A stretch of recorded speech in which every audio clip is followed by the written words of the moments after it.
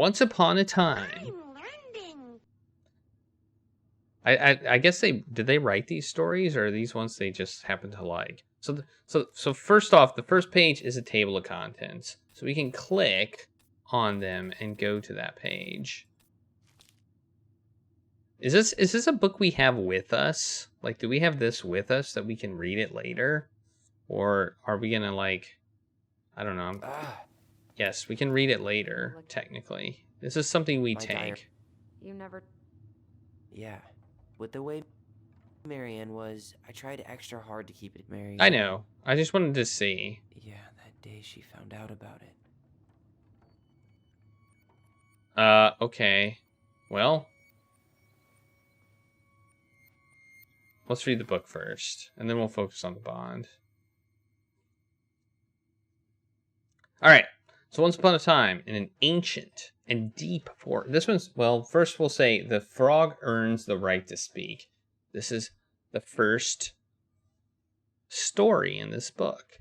We got a nice illustrated frog, giant frog, with a girl in a dress riding the frog in a forest. So I'm describing the pictures. So, once upon a time, in an ancient and deep forest, there lived a big frog in a small pond. She was a peaceful creature who spent most of her time eating, swimming, and sleeping. From the morning to the evening, she did everything the smaller frogs did, except she did it bigger. She ate more. She jumped further. She was smarter. And she made much more noise. Everybody in the forest could hear her loud croaking, and everybody was happy that they could. You see, it was easy to get lost in the forest, but thanks to the frog's loud noises, you could just as easily find your way back to her pond. Maybe it would not have been the same if the big frog had kept singing during the night, but she was much too lazy an animal to stay active after dark. Same. One day, an unknown visitor came to the forest for the first time. It was a young woman, dressed in a beautiful gown. She was walking fast through the woods, as she was running away, and she never looked back. Many eyes spied the princess, passing by, but no one dared to help her, for the mad hunter was on her trail. "This is not our business," they said, "and we had better look away." For the mad hunter was an unyielding man who loved nothing but hunting down prey for money and glory. Nothing could escape his piercing eye for long. So the princess walked alone, without help, until she was hopelessly lost in the dark forest. Exhausted, she pressed on with no idea of where she was heading. As the hunter drew ever closer, dogged in his pursuit, she continued this way until she heard a heavy croaking far off to her left, so clear and loud that the princess immediately made for the source of the noise. A few minutes later, she reached the big frog in the small pond, and the frog looked at her with a gentle smile. "Help me, please," said the princess. "I need a place to rest and hide." "Ribbit," answered the frog, and the princess frowned. "Please stop making noise. The mad hunter is after me." "Ribbit," said the frog again, so loud that the princess had to cover her ears. The creature began to jump every which way. "What are you doing?" asked the princess. "Stop all that noise, or he will find us." But the frog kept croaking and jumping around, left and right, up and down. "Ribbit, ribbit," until the princess understood the meaning of all his fuss. Cautiously, the woman climbed on the back of the big animal, and then, with a leap, the frog set off away from the pond. The frog jumped so high and so far that even the hunter could not find where the princess had gone. With a few jumps, the princess was out of his piercing eye. A few jumps more, and she had vanished for good. The princess closed her eyes and let her clever mount carry her wherever the creature pleased. Less than an hour later, the big frog had reached the other side of the ancient forest, near the shores of the very deep lake. There, she landed without noise in front of a big, I guess that means large, wooden house that had been abandoned. Thank you, said the princess, covering the animal's snout and with kisses. I only wish you could speak, so I would have understood what you were trying to do sooner. As she pronounced those words, something incredible happened. The big frog was suddenly able to speak. Her words first startled the princess. The mad hunter is always at my heels. Now you're safe, and I've had my revenge. You can stay in this house. It has been abandoned for a long time, and no one will look for you here. And then, without looking back, the big frog jumped back into the pond. And this is how the big frog saved the princess and how she earned the right to speak.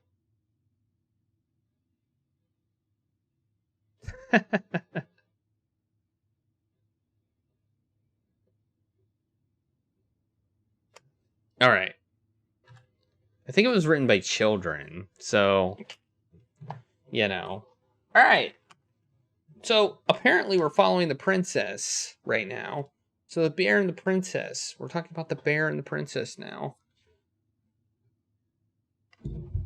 Bear and the princess is what this is the next story we're going to read. So, once upon a time, in the ancient and deep forest, the old bear stood on the bank of the river, swiping at salmon on their way to the spawning grounds. Just as he'd got his paw on a particularly fat one, he heard a woman shouting for help. He considered simply eating his salmon, and then she screamed again, and he lumbered over to investigate. After a short walk, he found the princess clinging to the top of the tree, while a wolf snarled and snapped at the base of the tree. The old bear would normally not get in the middle of such a situation. After all, as a fellow predator, he understood the wolf's need to hunt. But when he saw the princess, he was struck by her beauty, and he knew he had to help. With a great roar, the bear heaved onto its hind legs, raising to its full height. The wolf snapped and snarled in his direction, but the bear roared again, and the wolf took off into the trees, tail between his legs. The old bear fell back onto all fours and stared up at the princess. She regarded him fearfully. You can come down, he said. How do I know you didn't save me just so you could eat me yourself? Asked the princess. I suppose this is a fair question, admitted the old bear, but I promise I won't eat you. The princess had no reason to trust the old bear except that he had kind eyes, and so she slowly made her way down the tree. When she reached the ground, the bear ate her. No, that's not what happened. When she reached the ground, the bear only watched her, and she supposed she was not going to be eaten today. Thank you, she told the old bear. Of course. Can I walk with you back to your home? Of course, said the princess. And so the princess and the old bear walked together through the forest back to the old wooden house. Well, now the bear has found the house where there's more people that the bear can eat, right? So, I mean, I guess he gained on that one. But we'll continue the story. After that day, the princess... Some bad stuff is about to go down. After that day, the princess would occasionally find gifts from the bear. Fresh-caught salmon, a handful of ripe berries, a newly bloomed bluebell. One spring, when a sudden thaw flooded the path out of the princess's home, the old bear was there, and she rode his back along the river. The old bear began to think that the princess should be his mate. After all, she had no mate, and she needed one, and he could keep her warm and provide her a much more suitable den, and catch fish for her, and protect her from the wolves. She, in turn, would brush out his fur and pick berries without smushing half of them, and scratch that one part of his back that he couldn't reach. And with how she took care of the goblins, she would be an excellent mother for his cubs. One day, the old bear came with a ring of spruce and asked the princess to be his bride. "I'm sorry," said the princess. "You are a very good friend, and I appreciate all you've done for me, but I can't marry you. You're a bear." "I'm a princess. It would never work." The old bear was crushed. "Can we still be friends?" he asked. "We will always be friends," said the princess, "but I will never marry you." The old bear and the princess carried on their friendship, and after 1 year, he tried again to ask her to be his bride, but once again, she refused him. This happened 1 year later, and 1 year after that, and then finally the princess said, "Old bear, you are my dear friend, and I appreciate all you have done for me, but I would sooner you have left me to the wolves than marry you, and that is how it will always be." Ooh, that's kind of harsh.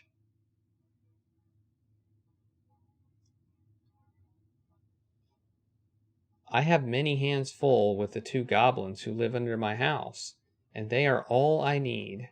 That wounded the old bear deeply, but it was finally enough to stop his proposals. They remained friends, and he continued to give his gifts of fresh salmon and ripe berries and newly bloomed bluebells, but the old bear never again asked the princess to be his bride, much as he might have wanted to. And that is how the princess befriended the old bear and how she refused him. So that's story number 2. Story number 3 is The Beaver Fixes the House.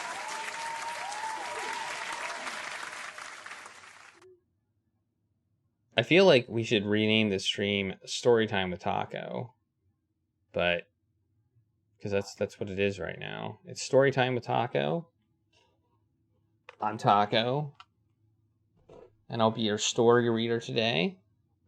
So we got The Beaver Fixes the House.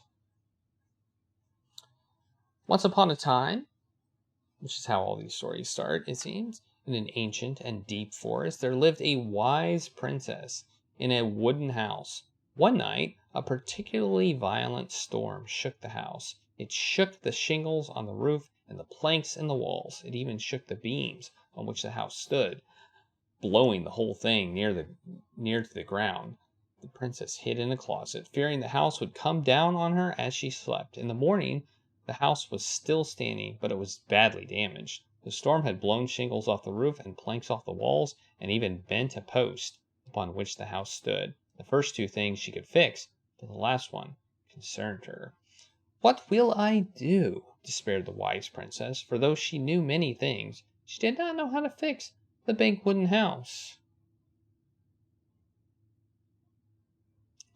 Just then, the old bear... Hey, it's the old bear. The old bear's back. We don't have a name for the old bear, but the old bear's back. She likes animals? Cool. Well, this book's all about animals. Just then, the old bear came by to see if the princess had any trouble in the storm. When he found her nailing planks back into place, he said, "Stop, princess. Let me do that for you." "I'm happy to do it," said the princess, "but if you want to help with the roof, you may." When the pair were done with the roof and the walls, they examined the bent support post. "I could throw my body against it," said the old bear. "I am very large." He stretched up into his hind legs, being sure the princess could appreciate how large he was, then charged straight at the post. He threw his body against it with an impressive thud. The impact moved the post, but too far, and it ended up bent the other direction. The wise princess decided more precision was needed. She thought then of the very old beaver who kept an excellently crafted dam. Perhaps she can help. She went looking for the very old beaver and found the industrious animal working hard at work, slapping down mud on a part of her dam that had been blown apart in the storm. Most of the structure was unharmed, but the beaver was very good at building things. The princess knew she had come to the right place. "Beaver," she said, "my house was damaged in the storm. Would you help me fix it?" How am I going to voice the beaver? "I believe I could do that, yes," said the old beaver, and she paused at fixing her own den to follow the princess. The very beaver examined the big wooden house and nodded. "It will be an easy fix," she said, and she set about righting the posts with loud slaps of her tail. When she was done, the wise princess stroked the beaver's head. "Thank you, beaver," she said. "The wind blew the shingles off the roof and the planks off the walls and even bent this post. Now, thanks to you, I still have a home."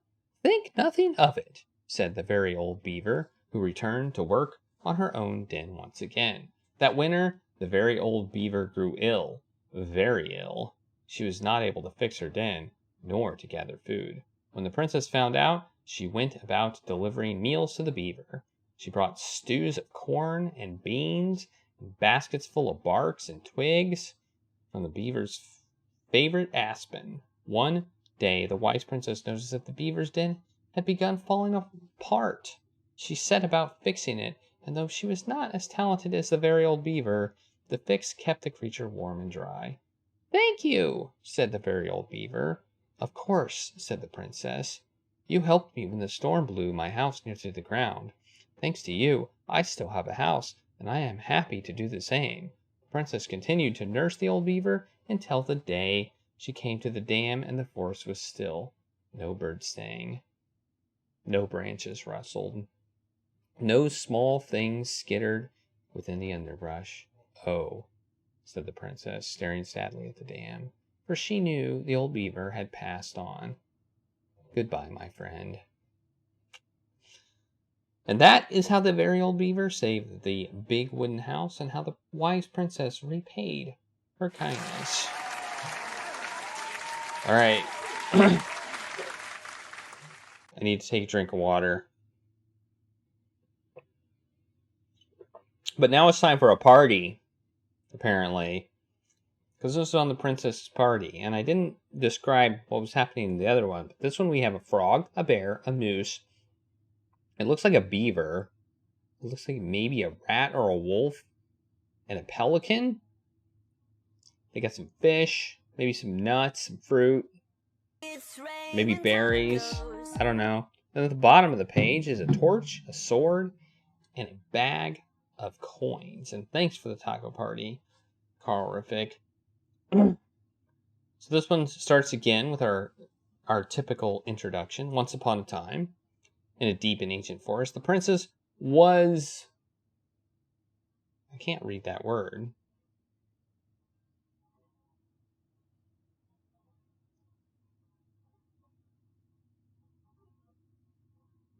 Melancholy? Oh, okay. I think it's melancholy. I thought that was like a I and an N or something. Okay. It's an M. I thought the M was like 2 letters. The princess was melancholy because it was the 1-year anniversary of when she had run away from home. Sensing her sadness, her forest friends showed up at her door. They were headed by the pelican, pious and attentive, and organized by the moose, stalwart and farsighted. The old bear was there with his claws so sharp, as well as the big frog, prattling away. Even the haughty muskrat, one of those is a muskrat, who almost never had time for anyone, had come. The bear invited her to ride on his back, promising no wolf would harry her path.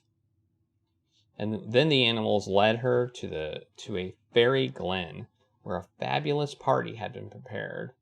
There was a buffet of seafood the pelican had served from her never-ending beak. Ooh, never-ending beak of fish. Nice. The air was filled with winking fairy lights. The moose had arranged after clouds filled the sky. Oh, and a gregarious frog mixed up fizzing drinks. Only the muskrat had done nothing in particular, mooching off everyone else's hard work. Muskrat. The prince had a very good time at her party, such a good time that she forgot to say thank you to any of her friends. Noticing this, the fairies devised a bit of mischief. When the princess went to open her gifts, she found 3 identical magical boxes at the edge of the glen. Oh, identical boxes. They weren't magical. They were identical boxes at the edge of the glen. Puzzled, she turned back and gasped. The entire party had vanished. "Because you have taken your friends for granted," said the naughty fairies, "we have hidden them from you. But we like games. Guess who has given you each of these presents, and you'll get your friends back." The princess opened the first box. Inside there was a torch, which, when lit, revealed the truth. Said the princess. "Someone wants to make sure I don't get lost in the woods when it's dark, and that I always see right from wrong. Which of my friends would give me a gift like that?" She opened the second box. Inside there was a magic sword, which would leap right out of the bear's hand to defend them. Said the princess. "Someone wants to make sure I am protected if I'm ever under threat. Which of my friends would give me that gift?" She opened the third box. Inside there was a bag of coins that always provided money if it was for something the bear truly needed. Said the princess. "Someone wants to make sure I have money to buy food when I am hungry and clothes when I am cold. Which of my friends would give me a gift like that?" The princess thought about her friends, and then she smiled, certainly. "Fairies," she said, I may have been thoughtless, but I appreciate all that my friends have given me, and all that they have done for me." She gave her answers, and the vexed fairies were forced to restore the party in a flash of colorful light. One by one, she gave the animals a hug and thanked them for the presents, the party, and all they had done to help since she had moved into the forest. And that is how the princess celebrated her first anniversary in the woods. Interesting how they don't actually give us the answers. That's interesting.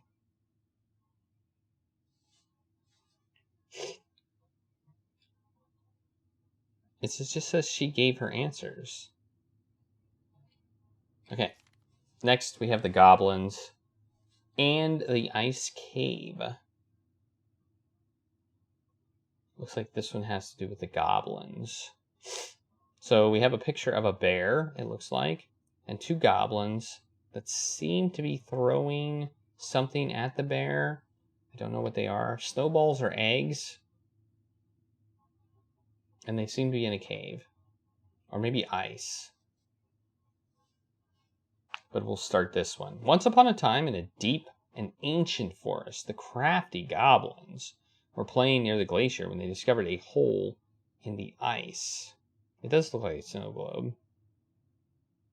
They crept through a gradually widening passage and found themselves inside a spacious ice cave. Light spilled down from the undulating blue-white walls in a way that made them look like electric waterfalls, and a column made up of hundreds of icicles stood in the center. This was a time before the goblins had settled beneath the old wooden house, and they had nowhere to live. "Perhaps we could live here," they said excitedly. Moments later, the sound of stomping feet interrupted their play, and they realized that perhaps someone already lived there. They hid behind a boulder to wait to see who was coming. The old bear sauntered into the cave, shaking powdery snow from his coat. He let out a giant yawn and lay down in the corner of a pile of tree boughs, snoring. Within seconds, when they were sure he was deep asleep, the goblins conspired to claim the cave for themselves. Boo.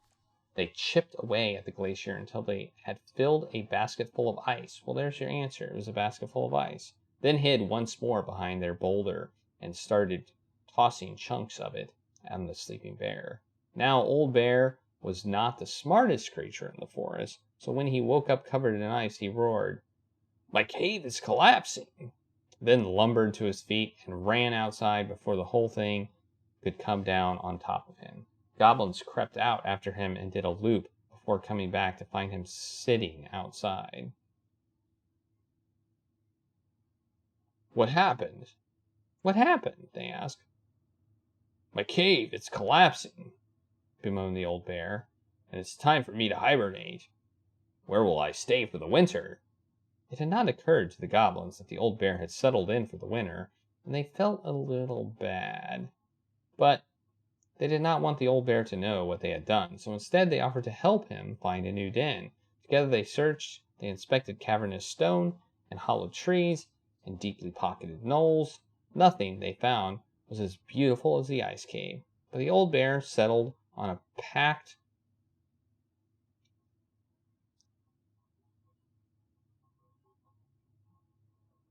Carthen hollow that would keep him warm and dry for his long sleep.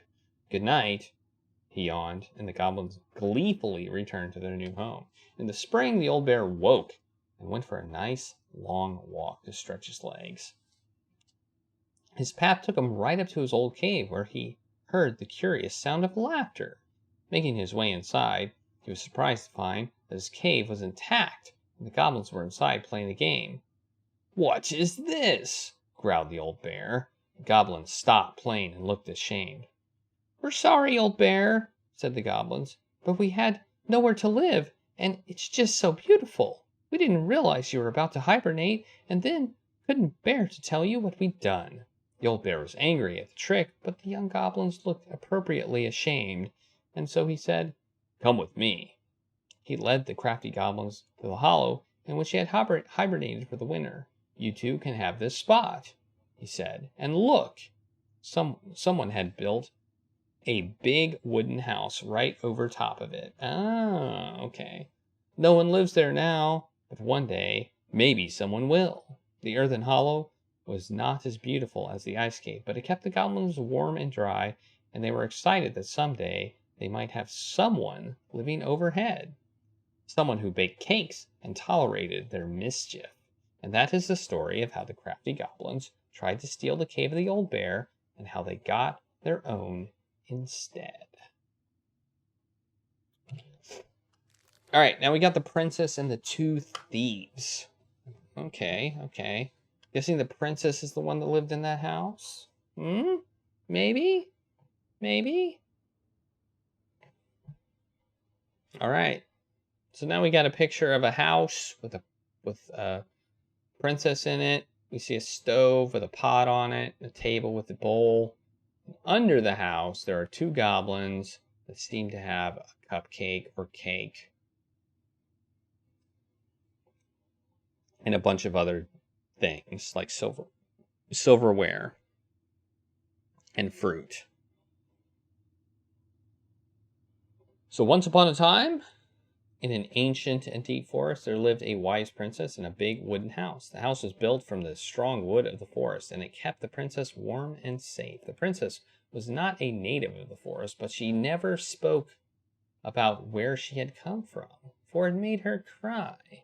She did not have many friends, but that was how she liked it. The forest was big and deep, and many paths led to her house, but not many visitors passed by. The princess was happy to be left alone in the big house in the deep forest. She knew that the forest would provide for her, but that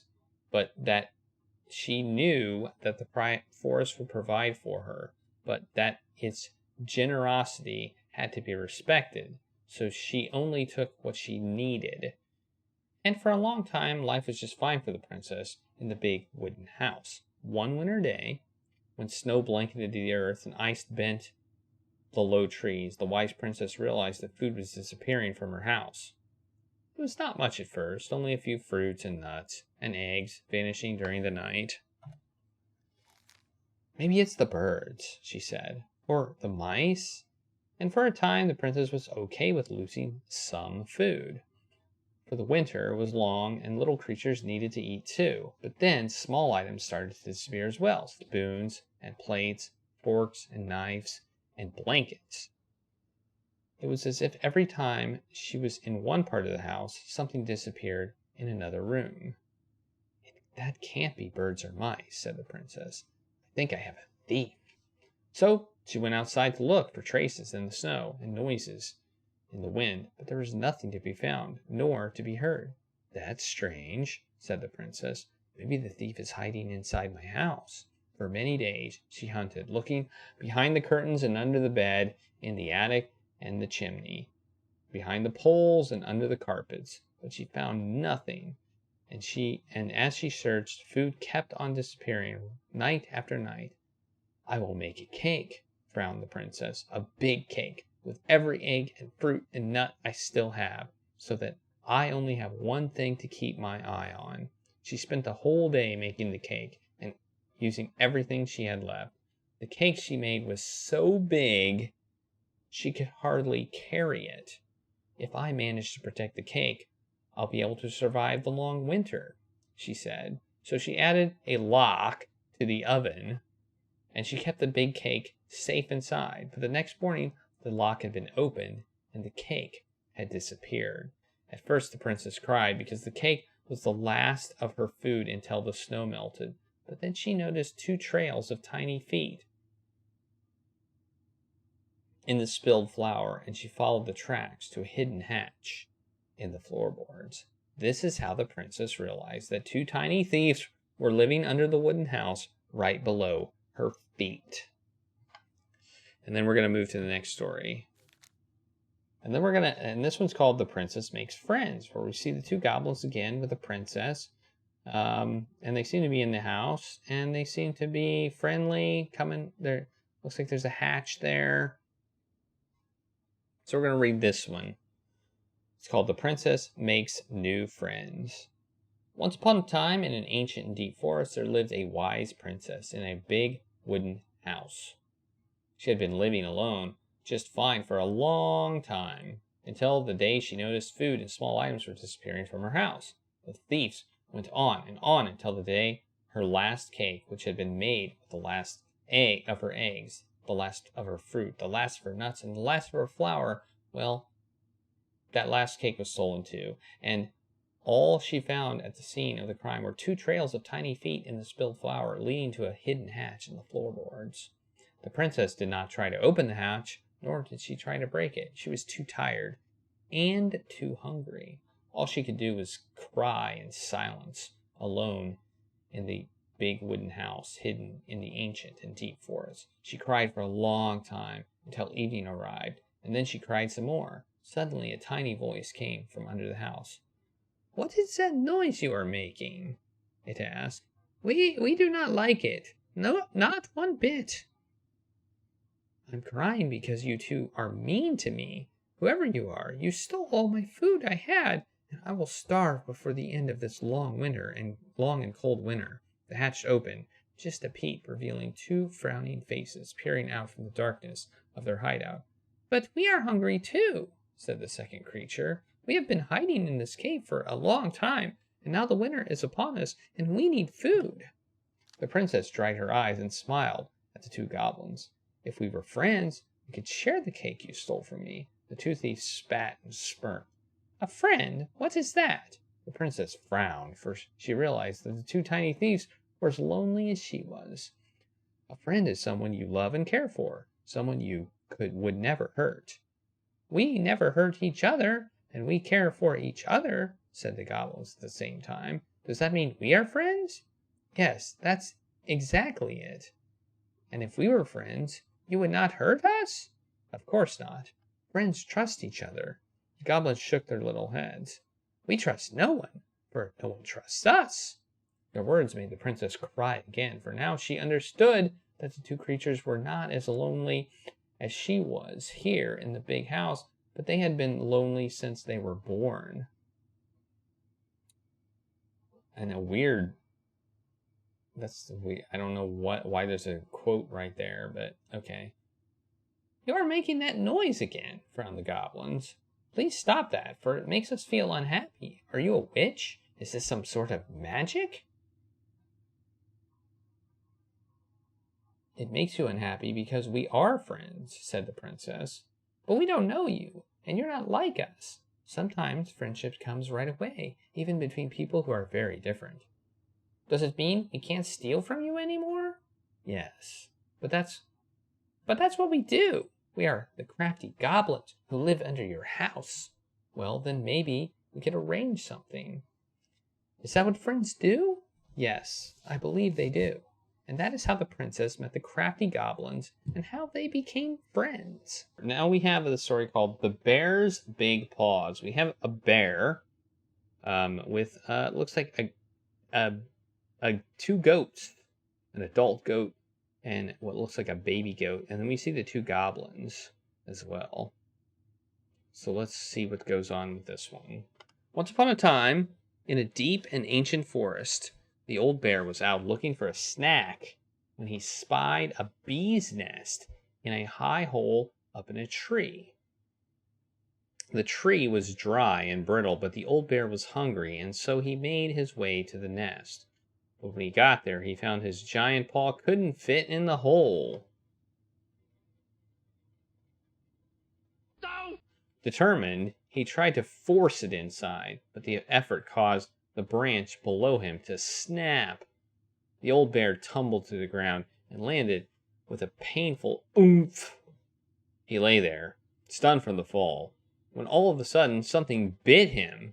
The bite was followed by another, and another, and another. Carpenter ants were swarming up his leg. You see, they had been nesting in the branch, and they did not appreciate being forced from their home. The old bear howled and jumped to his feet to dance around as he swatted and snapped, but his big paws couldn't do much about the tiny ants. When he had finally managed to squish or scare them off, the old bear heard someone laughing. The crafty goblins had seen the whole thing. Clumsy old bear, they teased. Those big old paws aren't good at anything, are they? Then they sped off, leaving the old bear's pride hurting just as bad as his body. He lumbered through the forest, hungry and sad. Maybe I'm just a clumsy old bear, he moaned, and my big paws aren't good at anything. At that moment, the old bear heard a sad, sad noise.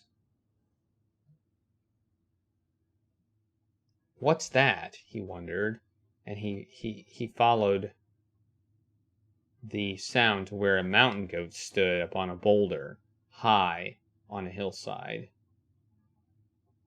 Old bear, she cried. Old bear, please help me. My kid is stuck. Sure enough, a tiny mountain goat was trapped inside the stones, bleeding sadly. The old bear began to walk toward them and then stopped. I'm probably just going to make it worse, he thought. But then the goat kid started to bleat even louder, and the old bear put away his fear. He climbed up to where the goat was trapped, careful of where he stepped, and trying not to think of how he had just fallen out of a tree. Every now and then the ground would slide away from under his feet. He kept going. When he reached the goat kid, he put his mighty paws against one of the boulders and began to push. At first it didn't budge, but then he dug in and pushed even harder. Finally the boulders parted just wide enough to let the kid scramble to safety. The old bear released the boulder and let out a roar of triumph. Roar! Thank you, gushed the mama goat, and she and her kid bounded off up the mountain. The old bear watched them go with a smile, and then made his way back to the hillside, wiggling his rump in triumph as he went. To his surprise, the crafty goblins waited at the bottom of the hill. We saw the whole thing. We were wrong. You aren't just a clumsy old bear, and your paws are good for helping others. The bear forgave the goblins for doubting him because he had doubted himself just as much. He never again thought his paws weren't good at anything, even though sometimes they weren't always great at everything. And that is how the old bear proved that his heart was bigger than his paws. Interesting, there's corrections here. I'm not sure why. I tried to click them, but I can't. I can't click them. So the next story is called The Moon Hag Loses Her Name. The Moon Hag loses her name. So we have two goblins. One of them has a microscope, it looks like. And we have, I don't know, looks like a seal maybe. A seal with red eyes, teeth, hair. Not sure. Underwater.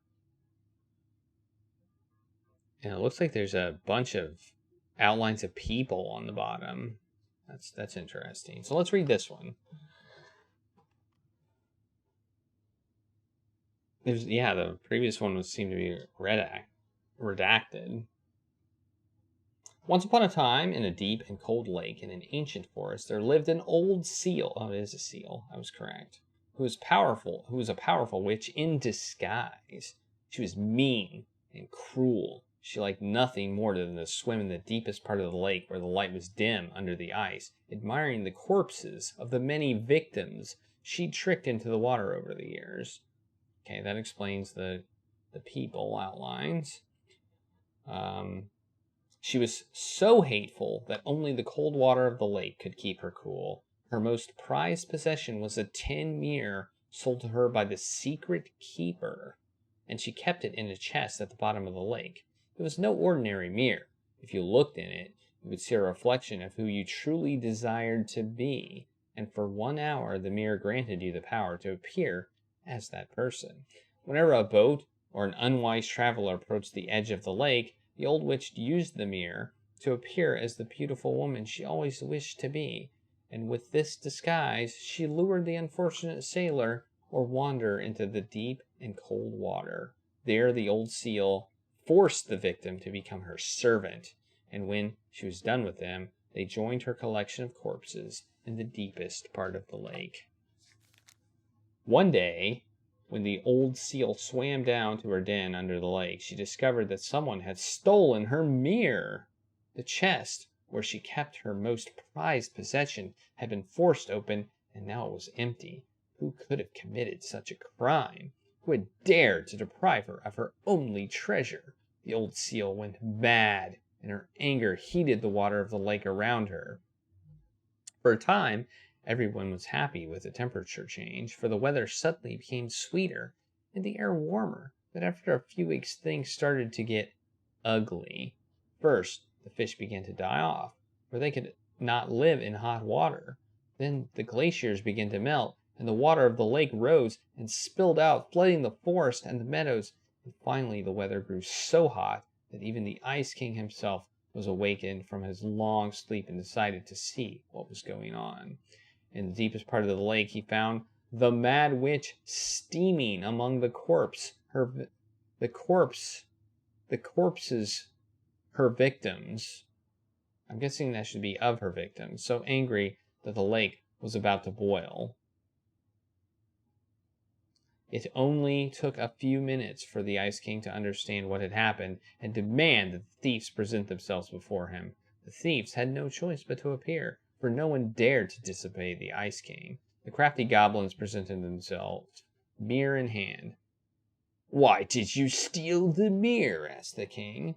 "We were curious. We just wanted to see what we really wanted to be," apologized the goblins. "But the stupid thing is broke. We look the same."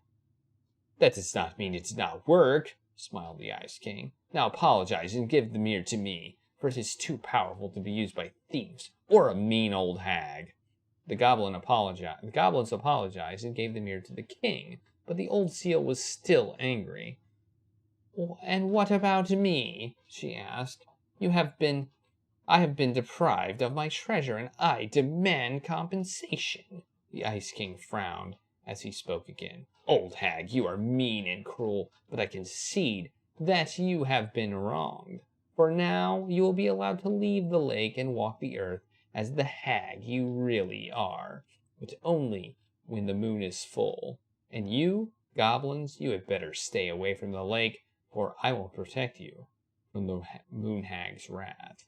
This is how the two goblins forced the moon hag to change her name. Okay. All right. So she was called the Moon Hag. All right. Here we go. The next one's called The Goblins Trick the Mad Hunter. The Goblins Trick the Mad Hunter. So we have two goblins playing in a lake, I think. We see the Mad Hunter way in the background there.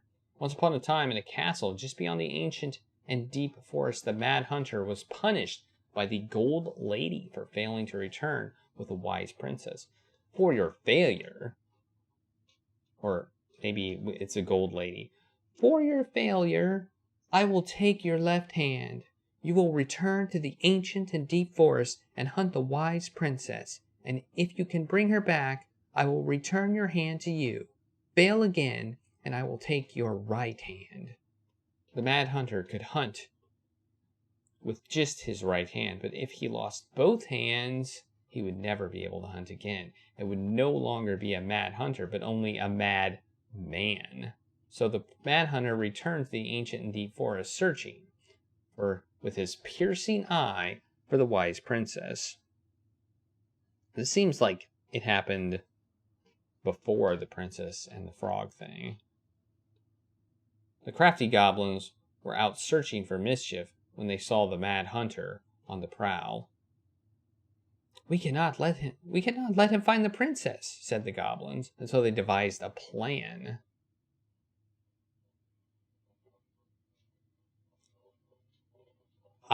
It was wash day, and the princess had hung her beautiful gown out to dry. They stole it from the line and stuffed it full of straw, and they returned to where the Mad Hunter was scouring the paths of the forest.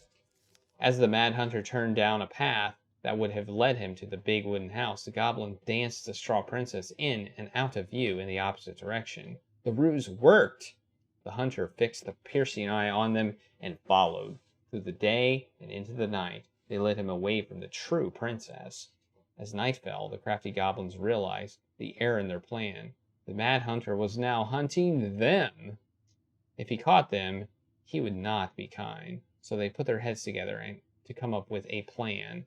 It did not take them long to realize where they should go. They led the Mad Hunter to the edge of the deep and icy lake.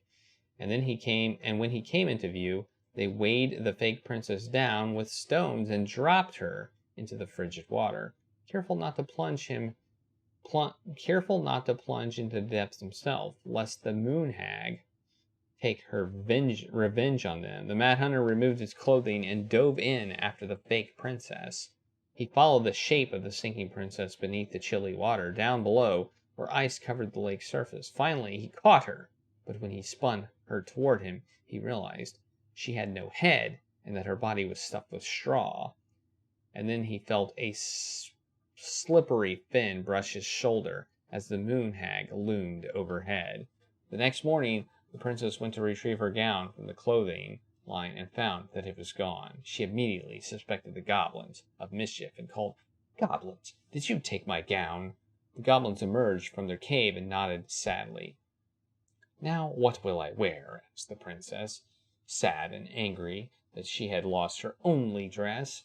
"Let me explain," said the goblins. So they told the princess the story of the Mad Hunter, and then they produced his clothing, which was a bit large for the princess, but much warmer than her beautiful gown. She immediately forgave them.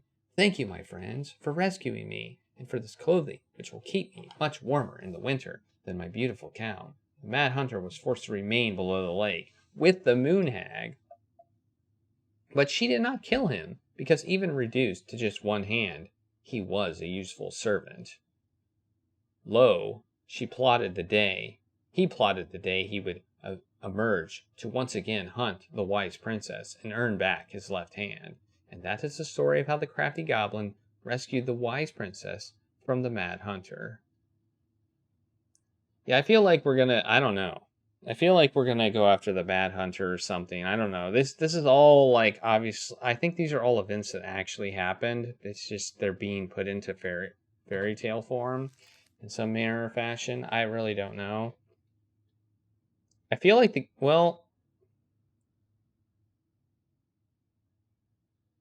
I don't know.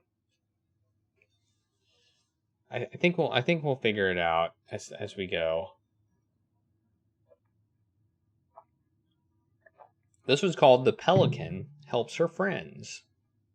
We have the princess, the pelican, and the two goblins. And the princess seems to have this glowing red jewel. Once upon a time, in a deep and ancient forest, an early winter storm blanketed everything in snow. It was so early in the year that the creatures of the forest were not ready for an ordinary winter, much less a bad one, and everyone agreed the storm was a sign the Ice King had plans for a long, cold winter. Stupid Ice King. The prince had grown up in a kingdom where it was sunny all year long, and the goblins were very young, so no one in the big wooden house knew how to prepare for such a winter. The house was not well insulated, and they did not have enough fuel or food. Only the pious pelican noticed their plight, Stupid sexy Flanders! and when it came time to fly south with the other birds, her heart was heavy with sadness. What can I do? She thought. I'm a migratory bird, and if I were to stay, who would look after my flock? The time came to go, and the pelican struggled to take flight. It felt as though a leaden weight were stuck right in the center of her chest. What can I do? She thought. I'm a migratory bird, and if I were to stay, who would look after my flock? She managed to take off, but only just barely, flapping fiercely to catch up with the other birds. As the pious pelican began her journey, the storm picked up, battering her to and fro. She had fallen well behind the flock, and she was already growing tired, but for all her challenges in the air, she could tell things were much worse on the ground. A deep freeze had settled over the forest. The leaden weight in her chest grew heavier as she thought of the princess and the goblins. What can I do? I'm a migratory bird, and if I were to stay, who would look after my flock? The storm intensified, and the pelican was a total whiteout, and the pelican was in a total whiteout. She knew she could not. She knew she would have despaired, but all she could feel was the weight. Oh, I read that wrong. She knew she should have despaired, but all she could feel was the weight, which had grown and grown until she thought she could drop out of the sky. She had felt called to help the princess and the goblins, but she had ignored it. I should have stayed, she thought. It was the right thing to do, and now I'm lost, with no way to make it right. Suddenly, she was plucked from the sky and deposited in the hall of the Ice King. Pelican, he said, you are flying in circles around the mountain. I was lost, she said, weighed down by the weight of guilt in my heart. The Ice King stared at her sagely. Is it guilt, or is it something else? Open your beak. He reached down inside of her, pulling out a glowing stone. The pious pelican was surprised at how it filled her with warmth, chasing away cold and her doubt. You know what you must do, said the Ice King. The pious pelican flew straight to the big wooden house. Snow had already blown in through its many cracks, and ice crept across the floorboards. She found the princess and the goblins huddled in front of the quiet hearth, nearly frozen solid. No! She cried, and then she placed the stone on the princess's lap. The warmth of it spread through the whole house, melting all that had frozen. The princess threw her arms around the pelican's chest, and the goblins clung to her legs. Thank you, they cried. You're welcome, said the pelican, smiling in deep satisfaction. What is that? Asked the princess, staring at the wonderful stone. At first, said the pelican, I thought it was my guilt, but then the Ice King pulled it out of me. I realized it was something much more powerful.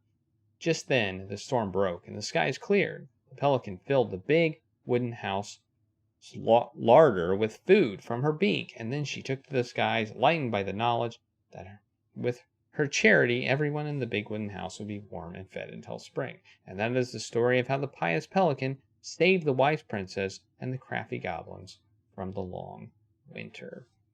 And now you know. And now we're going to read the story of how the goblins earned their voice. So, story time with Taco continues with how the goblins earned their voice. Or it's just called The Goblins Earned Their Voice, not How the Goblins Earned Their Voice. So, that's what we're going to read now.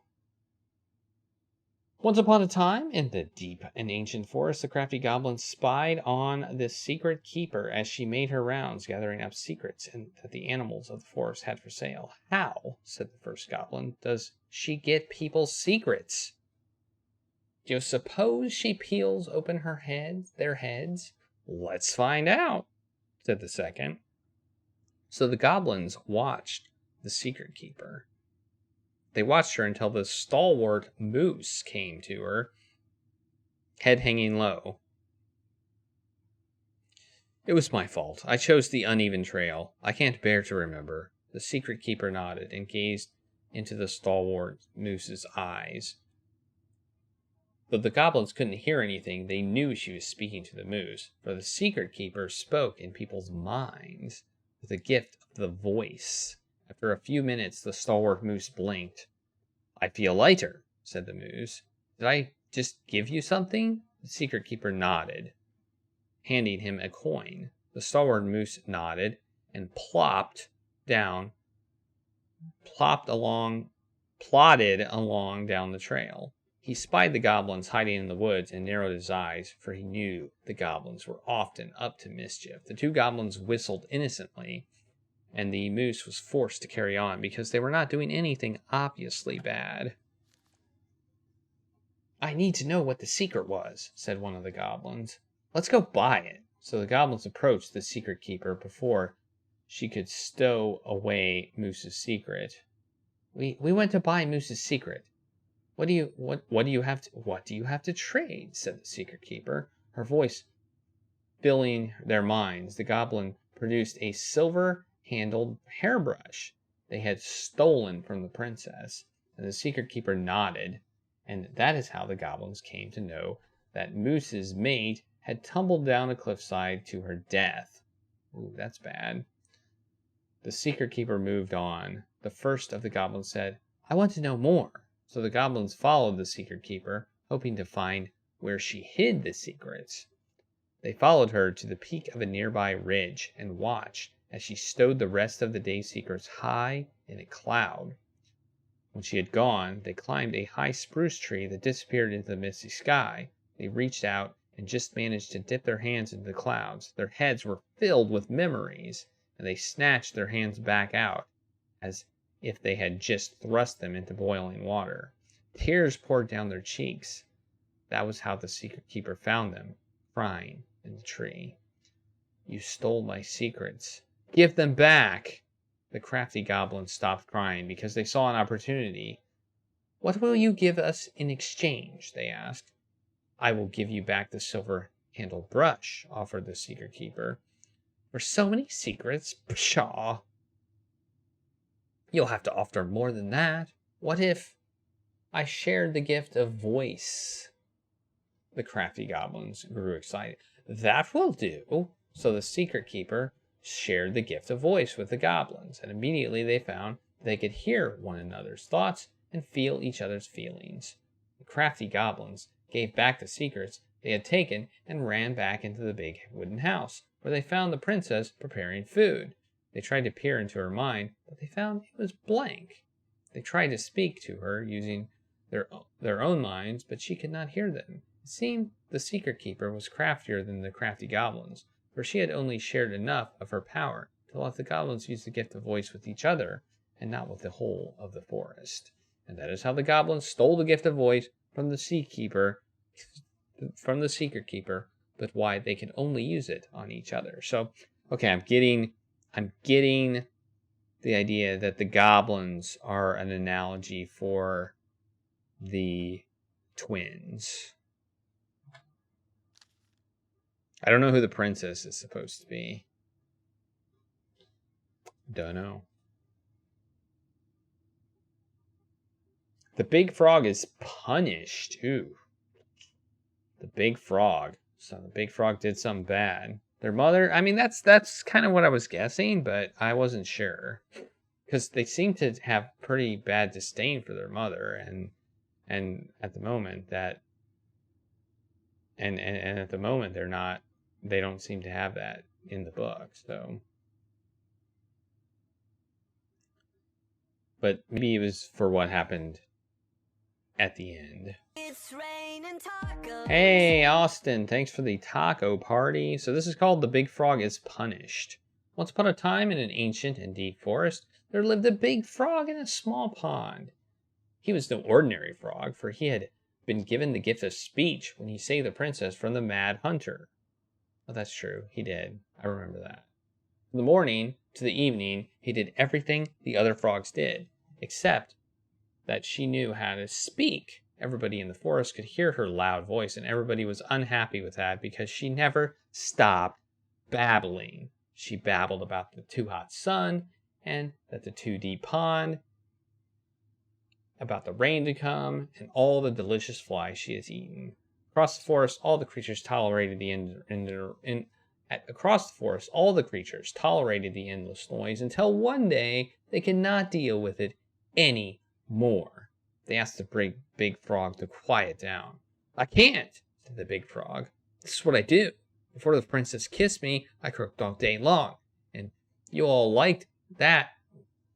I did. This is the same, except you can understand what I say, and now you find it irritating. But I can't change what I am, can I?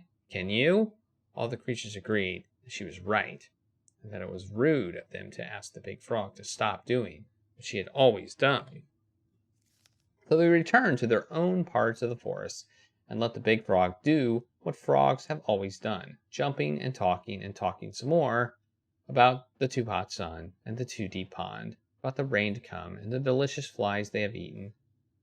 And for a time it was all right, but in the forest word travels fast, and everyone has a story to tell. The big frog, being who she was, gossiped and gossiped about everything she overheard.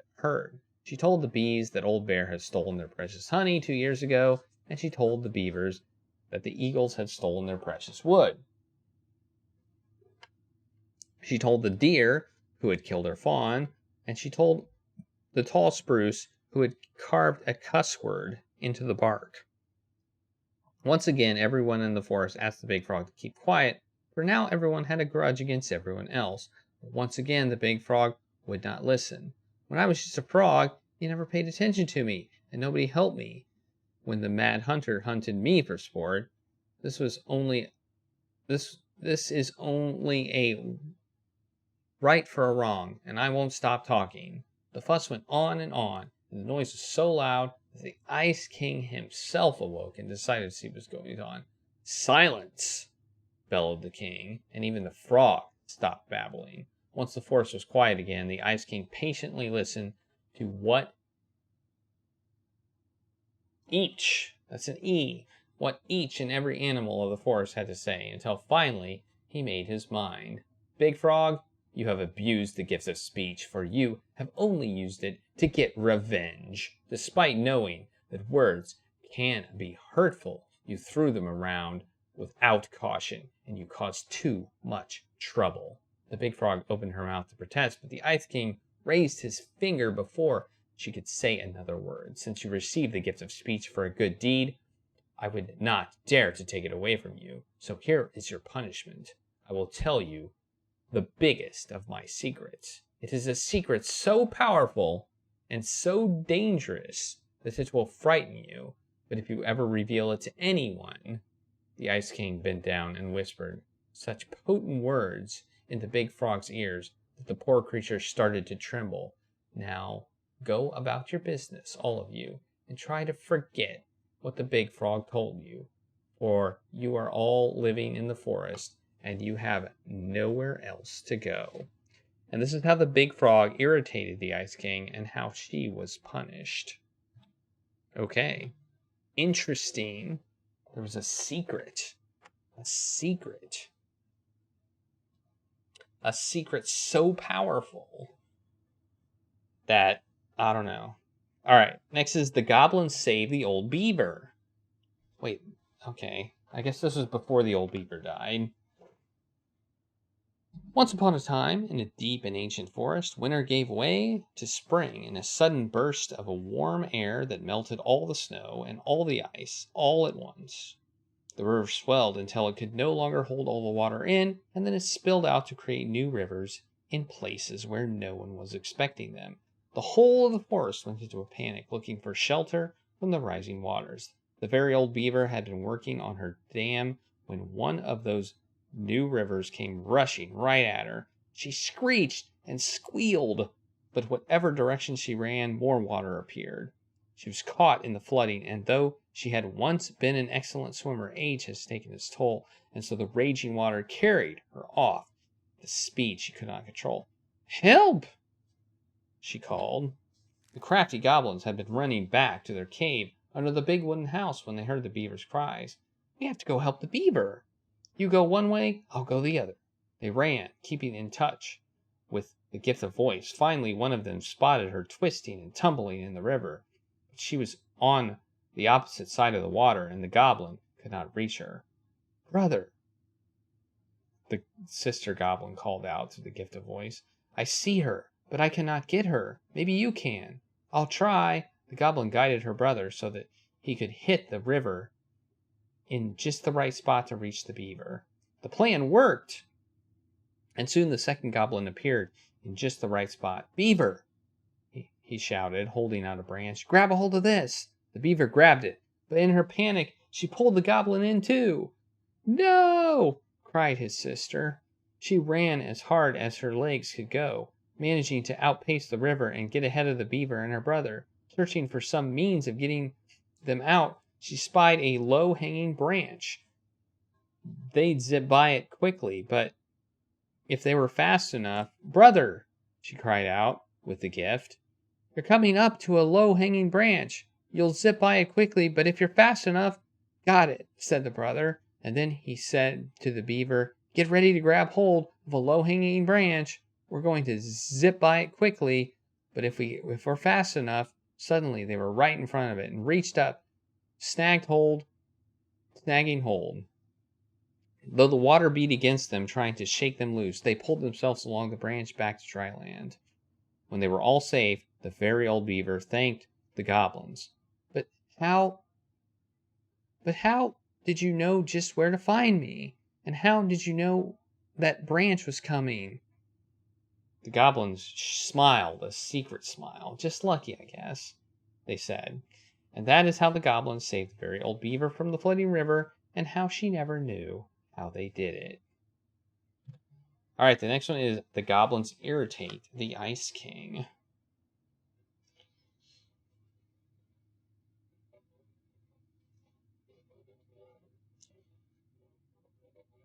The goblins irritate the Ice King.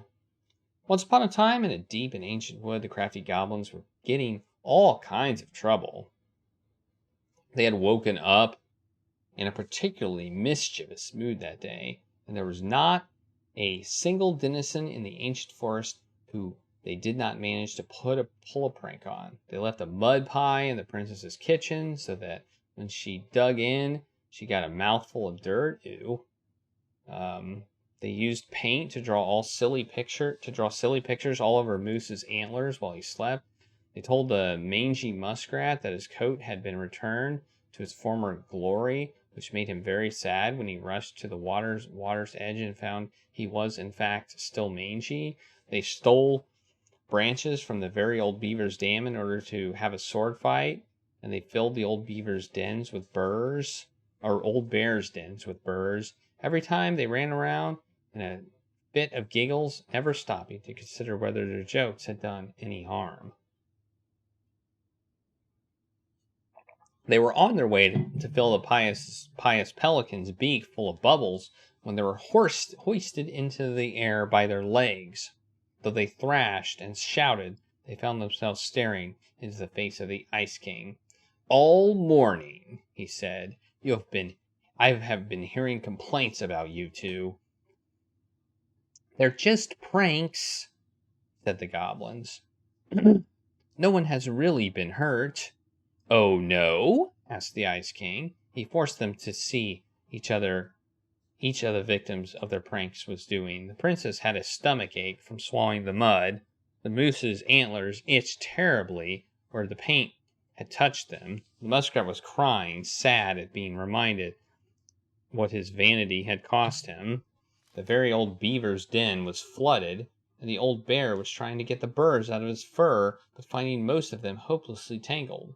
For your punishment, said the Ice King, you must help each of them undo the harm you caused. If you do a good enough job of this, there will be no further punishment. If you do not, you will have to give me your noses, so that you can no longer stick them in other people's business.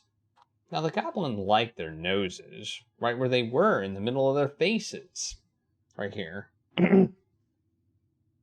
So they set about making things right. They baked a real pie for the princess and brewed her a tea that would settle her stomach. They scrubbed the moose's antlers clean and then covered them in soothing mud.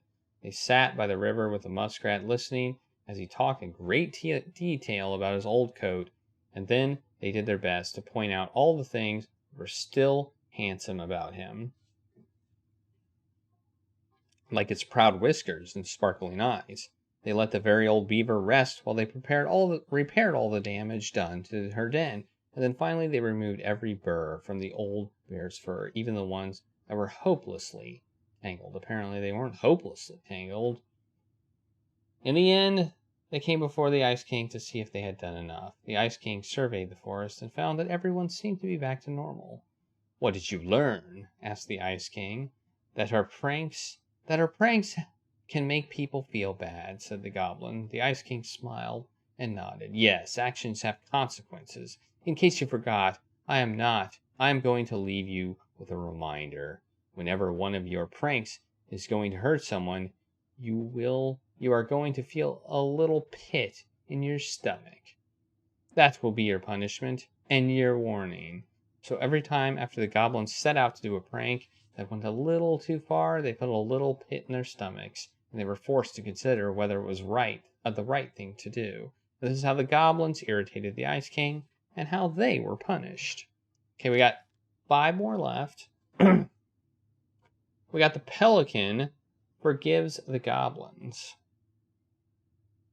Once upon a time, in a deep and ancient forest, there lived a pair of crafty goblins in a cave below a wooden house. They lived with a wise princess who shared as much food with them as she was able, but it was never quite enough. This left the goblins hungry, very hungry, always hungry. One day, as they were out foraging for food, the pious pelican landed on a rock and dumped a smorgasbord from her beak, which the goblins knew was magic and never emptied. So there were king crabs in red, blue, gold, and scarlet, veiny blue shrimp, pink-shelled scallops, oblong brown clams, purple spiny urchins, and even one prickly red sea cucumber. The food just kept coming. They watched as the pelican ate one clam and then took a nap. Do you think she would mind if we just took a little? Asked one goblin to the other. Her beak never empties. She won't possibly miss a couple of crabs, said the second, licking her lips. They were agreed. So they crept over, filching some crabs, and ran. The goblins scarfed the crabs, but when they finished, they found they were still hungry. She won't miss a handful of shrimp, said one goblin to the other. The goblins scarfed the shrimp, but when they finished, they found they were still hungry. Maybe also a few scallops, said one goblin to the other. The goblins scarfed the scallops, but when they were finished, they found they were still hungry. So they went back for clams, and then urchins, and finally even the sea cucumber. Finally, they were not hungry, but there was also nothing left. Just then, the pelican woke up. What happened to my food? She asked. Unable to lie about it, the goblins confessed her crime. The pelican was dismayed, but she was a charitable-hearted bird, and she could tell the crafty goblins were growing little creatures. Goblins, said the pious pelican, I will share my food with you, but you must in return follow my example and be as generous with others as I am with you.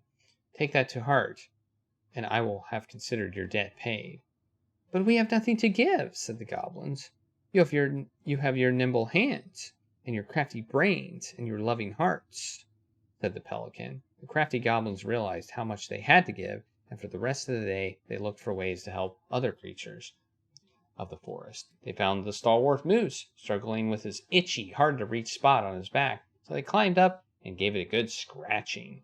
Next, they helped the old bear, who could not get the honey out of a narrow beehive. They climbed up to the top of a tree with the hive and then dropped it, cracking it open. Finally, they found the princess, crying over a loss she would not speak about, so they wrapped their little arms around her in a great big hug and stayed until she felt better. When they were done, they returned to the pious pelican. "Did it feel good being as generous as I am?" asked the pelican. "It did," said the goblins. "I'm glad," said the pelican. "We all have problems that we cannot solve on our own, but if everyone goes about with generosity in their hearts, then there is always someone on hand to help. But we all must commit to do so, or there may be no one there to help you when you need it." This made sense to the goblins, and they thanked the pious pelican for her food and the lesson. Of course, by this time they were hungry again, and that remained an ongoing problem until the day the stalwart moose taught them to fish, but that is another story. I like scallops. Scallops are delicious. The goblins met the ice troll. Oh, we got a new character. We got the ice troll. Once upon a time, in an ancient and deep forest, the crafty goblins were awake long after they should have been asleep. One goblin said to the other, "Let's explore the forest." Now the goblins were not in the habit of exploring the forest late at night, and they did not know what they would find. But this did not scare them off. They crept out of their beds, bundled up, and went exploring. It was dark. The light of the moon was just enough to keep them from walking into trees, but they could not see more than 50 feet in front of them. Every time a twig snapped or branch rattled, they considered turning back, but they didn't. And so they had ventured far beyond the house into a part of the forest they were not familiar with. When they realized the snapping of twigs and rattling of branches had become steady, something was following them. They turned to run, but a hulking figure emerged from the darkness, sweeping them up with a giant hand and stuffing them in a burlap sack. No!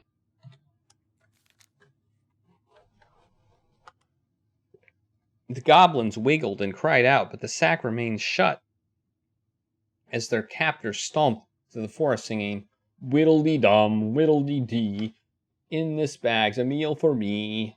After a lot of thumping and thudding, the bag opened and the goblins were dumped into a giant iron pot full of warming water. A huge troll stood overhead, grinning down at them through long, bushy, white eyebrows. "I am the ice troll, and you are my dinner."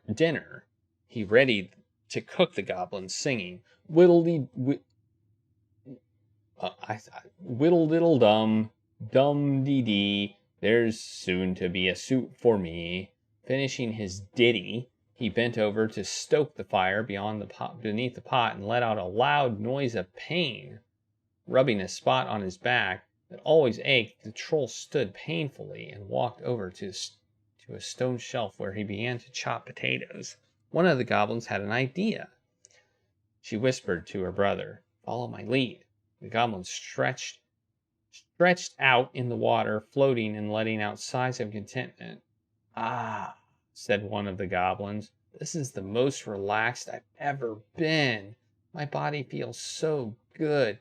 I think I could run 100 miles without stopping," said the second. The troll peered at them. They weren't supposed to be happy about being in the cook pot. They certainly looked like they were. "Troll," said the goblins, "if your back is hurting, you should try sitting in the water. It's just for a little bit before it gets too hot." The troll stomped over. "But if I take you out, then you will escape, and there will be no soup for me." "Put us back in the sack," suggested the goblins. "Then we can't run away." This made sense to the troll. The spot on his back that always ached is still bothering him, and the goblins couldn't go anywhere if they were trapped. So he stuffed the goblins back into the sack and climbed into the soup pot. That's kind of funny.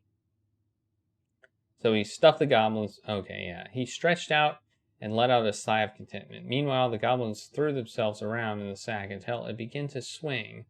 The goblin was so relaxed he didn't even notice. The bag dropped off the shelf where the troll had been chopping potatoes, and the goblins pushed it up against the edge of the troll's knife, sawing a hole.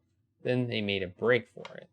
The troll finally noticed what they were doing and roared out in anger, but he was so relaxed, and when he tried to chase them, he tumbled out of the cook pot and into the flames, catching his bushy eyebrows on fire. The goblins ran and ran and ran as fast as they could through the ancient and deep forest until they were back in their cave and safe in their beds. They vowed never to venture out of the ancient and deep forest late at night again, for they did not think they'd get so lucky as to trick the ice troll twice. And that is the story of how the crafty goblins met the ice troll and how they never did again.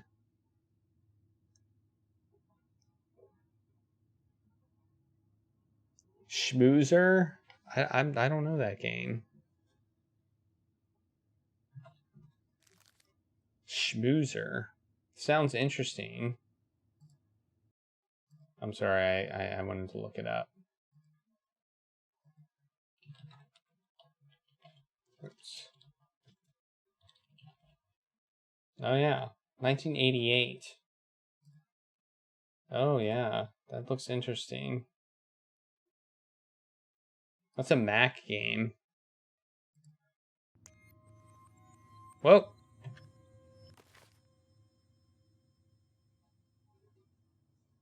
Yeah, I found a big giant list of them. I remember that.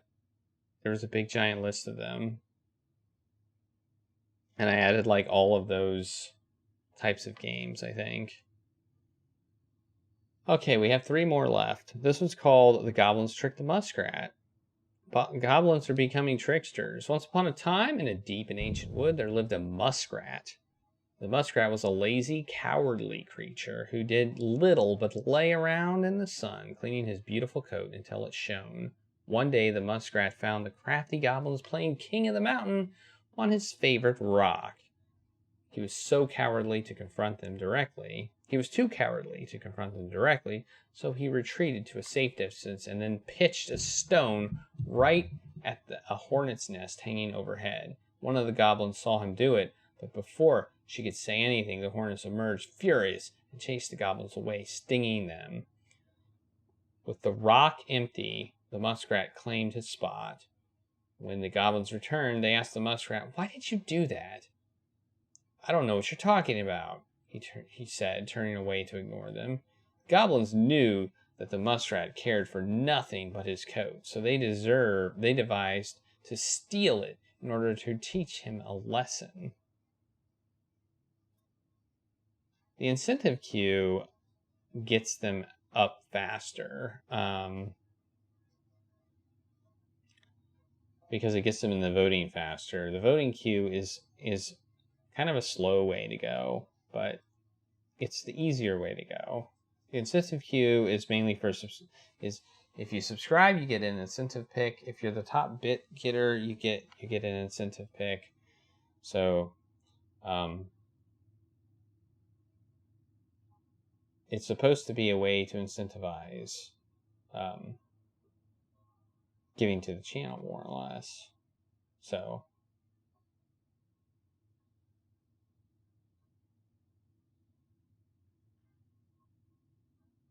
but yeah, if you put them on the voting queue, they'll definitely and add tacos to them. They'll definitely go get to the top at some point.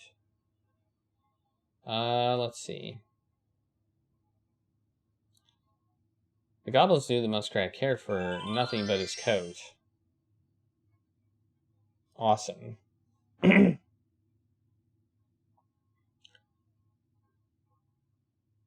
As the muskrat lay in the sun, he spied the goblins strutting by. Their skin was covered in flecks of gold. "Goblins," called the muskrat, "what happened to make your skin shine that way? When we were attacked by the hornets, We ran until we found a pool by the glacier. We dove in, and then we came out this way. Would you show me this pool? Asked the muskrat. The crafty goblins led the muskrat to a pool. The muskrat looked at the pool skeptically. It looks like a pool, he said. The goblins chuckled and shrugged. You don't have to jump in if you don't want to, but what do you lose if you try? And if it works, why, you will be the most beautiful creature in the whole forest. With visions of his splendid coat in mind, the muskrat jumped in. When he emerged, he was disappointed to find nothing had changed.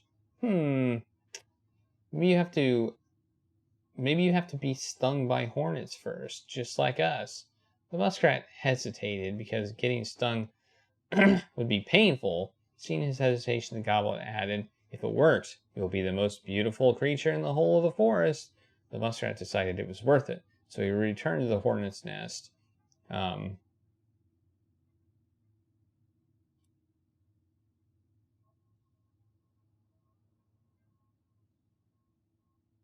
Oh, really? Huh. Well, that's interesting. I'll check it out.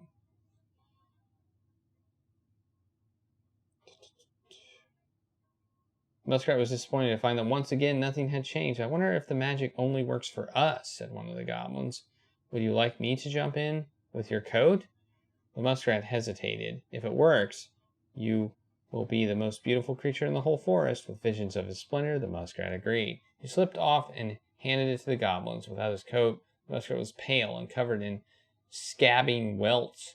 Instead of jumping in the pool, one of the goblins ran away with the coat, laughing. The other pushed Muskrat into the frigid pool, and as water splashed the goblin, the gold flecks ran, revealing that they had only been painted on. The muskrat cried so pitifully and made such a clamor that he awoke the Ice King, who came down to the forest to see what had happened. When the Ice King saw the muskrat, he laughed, only further infuriating the creature. Tell me what happened, said the Ice King. Both the muskrat and the goblins told their sides of the story, and the Ice King considered the case before him. It is true that the muskrat is vain, and he thinks of nothing but himself, concluded the Ice King. But he needs something to keep him warm in the winter and the snow. So the Ice King was decided. The muskrat would get his coat back, but it would be patchy and unkempt. After that day, he became known as Mangy Muskrat. And that is how the goblins tricked the muskrat into giving up his coat and how he got his name. All right. Okay, I see. So for whatever reason we do incentive pick, it's not actually taking the incentive pick away. Interesting. All right. Well, I'll fix that. I will fix that. I must have messed up the command. Maybe I don't know if it's taken something else away or if I just forgot to take it. All right. So we got 2 more left. 2 more. The moose teaches the goblins. So apparently this is where the moose teaches the goblins to fish, because we heard that this was going to happen earlier. Once upon a time, in a deep and ancient forest, the crafty goblins were hungry, and this wasn't unusual. The goblins were always hungry, but today they were particularly hungry. They opened the wise princess's cupboards to look for a snack, but all she had was a small pile of nuts and berries and just one strip of dried fish. The goblins grabbed it all and gobbled it up, but they were still hungry. Then they went into the woods to look for more to eat. First they dropped by the small pond. The big frog was asleep, and beside the pond was a pile of insects she had caught for eating after she woke up. The goblins crept up to the pile, careful not to wake the big frog. As they got close, she ribbited loudly and they froze. But the big frog kept sleeping. So they grabbed the pile of insects and gobbled it up. But they were still hungry. This sounds like the hungry caterpillar.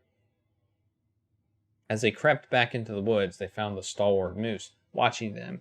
Did you just steal the big frog's food? The goblins tried not to look guilty, but failed. She said we could have them, they cried. Oh, really? Asked the moose. Let's ask her. So the moose woke up the big frog and asked, did you say the goblins could have your food? The big frog looked at the goblins, who she knew were always hungry, and nodded. Yes, I did. Really? Asked the moose, surprised. Frog nodded, and the moose sighed. All right, then, he said, and he had to let the goblins go. The next stop was the river. They watched as the old bear swiped at the leaping salmon, catching it deftly with his large paws.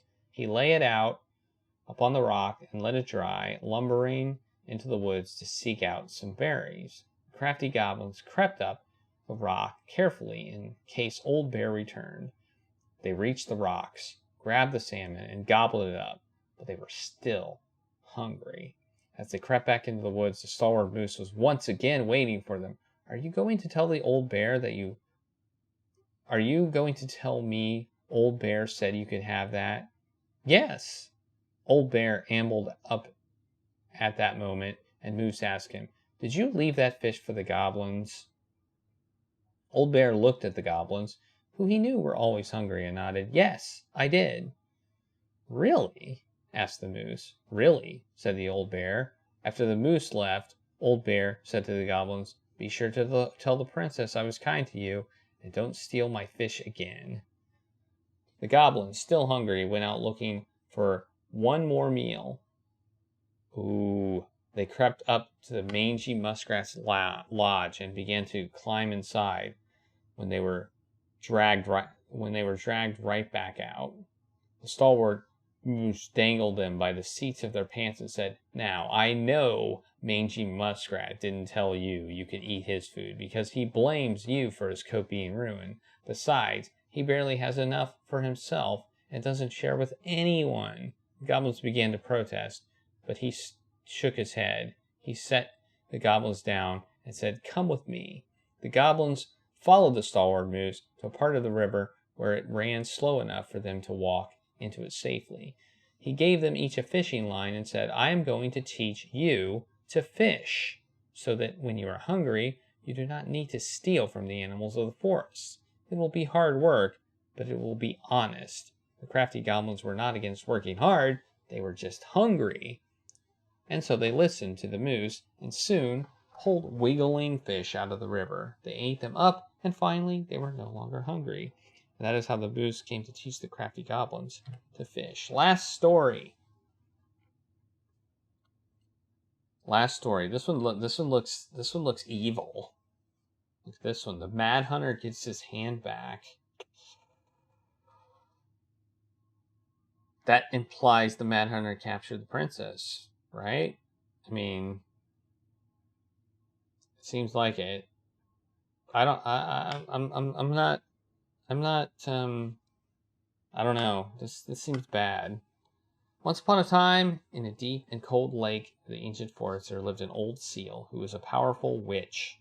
After angering the Ice King, she had been bound to the lake, allowed only to venture out when the moon was full, and only looking like the hag she truly was. For years she dreamed of vengeance, all alone within the deep lake among the corpses of her many previous victims. One night, she awoke to see a black and hooded silhouette clawing to reach a beautiful gown full of stone. The human had delved far deeper into the lake than any land dweller should have been able to go. His tenacity and ferociousness impressed the moon hag, and she decided he would be wasted in her sanctuary of corpses. She used her magic to enspell him, allowing him to breathe underwater, but also binding him to her service. You, she said, will be the instrument of my release and my revenge. For you and I together will kill the Ice King. The moon hag had never heard of the Mad Hunter, and she did not know the power he wielded. She could only tell he was a hunter, and her lust for revenge blinded her to the threat he posed. She gifted him a hand of ice, which was not as nimble as a hand of flesh, but allowed him to serve her better than no hand at all. Oops. The moon hag spent years devising the perfect plan to kill the Ice King, and years more moving all the pieces into place to execute it. In the meantime, the Mad Hunter served her. guarding her chest of treasures and plotting his own plots. Finally, everything was prepared. The full moon rose, and the hag stepped on land, giddy at the thought she would never have to leave again if it did not please her. She brought the mad hunter to his post, a jagged peak of ice and stone from which he would loose an arrow that would slay the Ice King. Before she could go, he put forward a proposal. "Moon hag," said the mad hunter, "if you grow back my missing hand, I would be certain to hit the Ice King with my arrow. We will only have one shot, and I would hate to miss. You're a powerful witch, so you'll be able to craft ties to bind me to this place that I cannot break." The moon hag considered it. "All right, I will grow back your hand, and then bind you here with ties that will not break." She cast a spell, and the mad hunter's hand of ice was replaced with a hand of flesh. As the witch left to complete the next part of her plan, the mad hunter grinned wickedly in the moonlight. After a short time, the moon hag returned, luring the Ice King into the mad hunter's line of sight. "What is this about, moon hag?" asked the Ice King. "Many a long year have you bound me to the lake," said the moon hag. That's the moon hag. Wrong voice. "Many a long year have I been alone in the dark. That ends tonight." She cast a powerful spell that made the Ice King slow to react, and then gave the signal. "Mad hunter, let your arrow fly!" Nothing happened. She twitched nervously. "Mad hunter, let your arrow fly!" Still nothing happened.